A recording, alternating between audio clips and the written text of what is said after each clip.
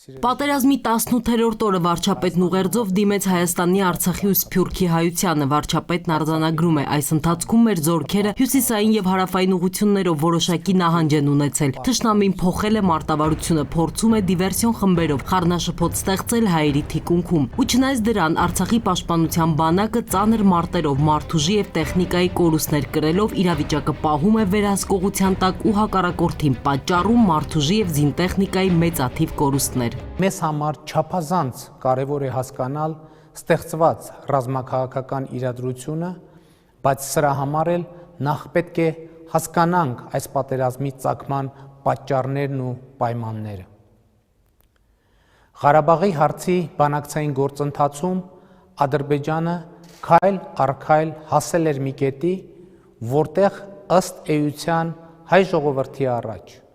Ղարաբաղի հայության առաջ դնում էր սեփական իրավունքներից հրաժարվելու պահանջ։ Այդ պահանջի էությունը հետևյալն էր. անհապաղ Ադրբեջանին հանձնել 7 տարածքներից 5-ը, ներկայացնել մնացյալ 2 տարածքները հանձնելու կոնկրետ ժամանակացույց եւ արձանագրել, որ Լեռնային Ղարաբաղի որևէ կարգավիճակ պետք է լինի Ադրբեջանի կազմում։ Լեռնային Ղարաբաղի կարգավիճակի ճշգրտումն ըստ վարչապետի որևէ պատճառահետևանքային կապի մեջ չպետք է լիներ տարածքներ հանձնելու հետ։ Տարածքներ պիտի հանձնվեն ոչ թե կարգավիճակի, այլ խաղաղության դիմաց։ Հակառակ դեպքում Ադրբեջանը սպառնում էր պատերազմով լուծել հարցը։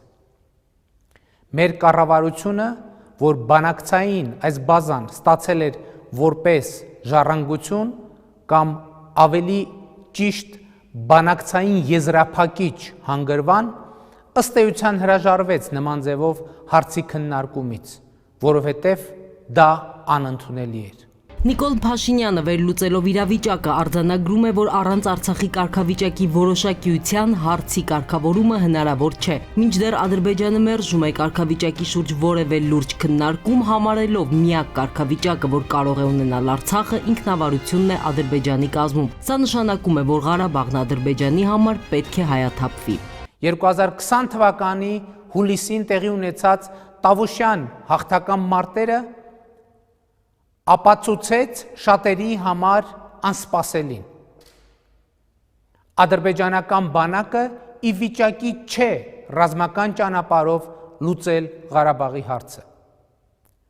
Այս արձանագրումը ցնցող նշանակություն ունեցավ ոչ միայն Ադրբեջանի,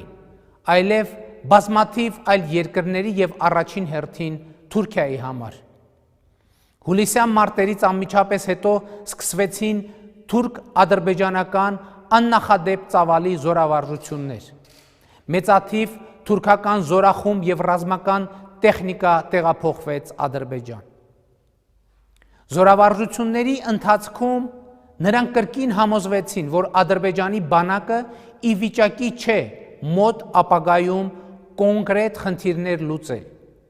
Եվ Թուրքիան որոշեց, որ այլևս ինքը պետք է զբաղվի Ղարաբաղի հարցի լուծման։ Արցախի դեմ պատերազմը, որ սանձազերծեց թուրք-ադրբեջանական ահաբեկչական վարձկանների դաշինքը, անսպասելի չէր։ Վարչապետն ասում է, որ մենք սպասում էինք, հարցը միայն ժամներ եւ ուղղությունը։ Արցախի պաշտպանության բանակն առաջին վայրկյաններից հերոսական կռիվ է տալիս տանկերով, զրահամեքենաներով, հրթիռներով, հրետանիով, ռազմական օդանավերով ու ուղաթիռներով, ԱԹՍ-ներով ու ահռելի մեծ թվով մարդուժի դեմ։ Թուրք-ադրբեջանա ահաբեկչական նախնական պլանը բլիցկրիգով գրավել Լեռնային Ղարաբաղը եւ հարակից տարածքները ձախողվել է մեր բանակի հերոսական գեներալների, սպաների, ենթասպաների, սերժանտների, զինվորների, կամավորների, աշխարհազորայինների, մեր պետական կառավարման համակարգի, Արցախի եւ Հայաստանի Հանրապետության ղեկավարների, կառավարությունների, ազգային ժողովների, տեղական ինքնակառավարման եւ պետական մարմինների համատեղ աշխատանքի շնորհիվ եւ ջանքերով։ Վարչապետը նկատում է ռազմավարական զսպման հնարավորություն ունեցող երկրները պատշաճ չեն գնահատում վտանգը, հարցը դիտարկելով միայն Ղարաբաղի հակամարտության համատեքստում, համարելով, որ տարածքներ խաղաղության դիմաց բանաձևը կարող է փրկել իրադրությունը։ Սա իհարկե անընդունելի լինելով մեզ համար շատ նման է 1938 թվականի Մյունխենյան համաձայնությանը, երբ իբր հանուն խաղաղության եվրոպական մի շարք տերություններ Գերմանիային զիջեցին Չեխոսլովակիան։ Իսկ թե ինչ եղավ հետո, գիտեք բոլորդ։ Եվ հիմա հարցը հետևյալն է. արդյոք աշխարհը թույլ է տալու մի նոր Հիտլերի ձևավորումը այս անգամ փոքր Ասիայում։ Վարչապետն անդրադարձավ նաև ամենացավոտ թեմային՝ մեր զոհերի թիվը շատ մեծ է։ Այս պահին մեր զոհերի թիվը շատ մեծ է, եւ ես սգում եմ մեր քաջարի նահատակների համար, ովքեր իրենց կյանքով պաշտպանեցին հայրենիքը, սեփական ժողովրդի ապրելու իրավունքը, պաշտպանեցին մեր ինքնությունը, արժանապատվությունն ու ապագան։ Եվ ես խոնարհվում եմ մեր բոլոր զոհերի, նահատակների, նրանց ընտանիքների, նրանց ծնողների եւ հատկապես մայրերի առաջ։ Եվ նրանց կորուստը համարում եմ իմ կորուստը, իմ անձնական կորուստը, իմ ընտանիքի կորուստը։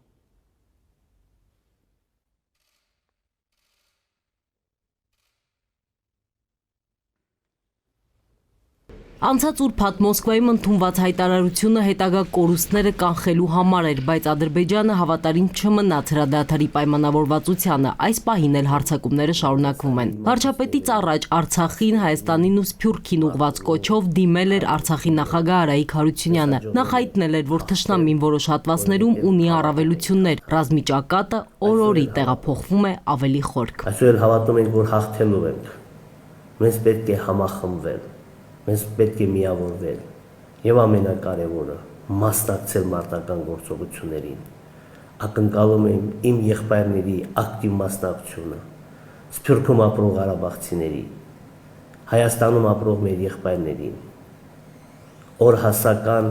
պահն է այսօր։ Հայրենիքը պահելու եւ չպահելու, պատվով ապրելու փոխարենը